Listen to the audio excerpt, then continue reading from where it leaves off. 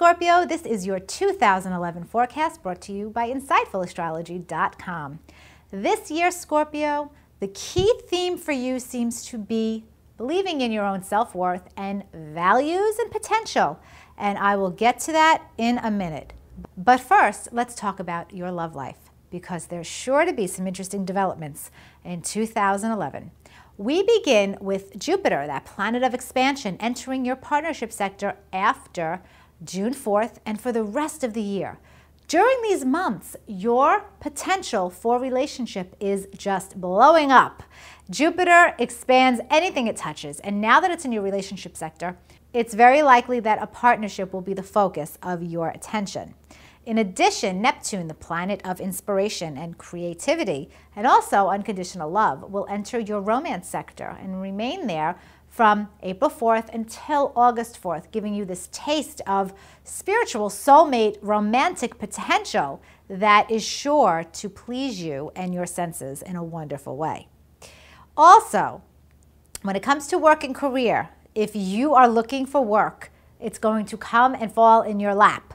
From January 22nd until June 4th, Jupiter, that planet of expansion, will be in your 6th house of work, giving you plenty of assignments. If you're looking for a second job, you'll find it. If you're looking for more freelance work, it will come to you. Don't worry about work this year. You've got so much going on. You've got the ability to really make it happen with work and busyness. Realize, though, that this is more work and not advancement in career. Okay, we're talking more about lateral moves this year, about doing more of what you already do. In fact, there's likely to be some changes in your schedule and routine when it comes to work, because after March 11th, Uranus, that planet of sudden changes, will enter your 6th house and remain there for several years, causing you to really not be able to stick to a schedule anymore. If you're tied to that desk job, you'll not be happy. You have to make your own hours. You want more freedom on the workplace. You want to be able to just assert your independent spirit. So that will be another key theme for you as far as work this year. Money. Let's talk money. Eclipses will be changing signs in 2011, emphasizing a different part of your chart, and it happens to be the 2nd and the 8th house, which is the money axis. On June 1st and June 15th, we have the first series of eclipses in these areas of your chart, and they're both very fortunate. You should have new exciting developments coming to you.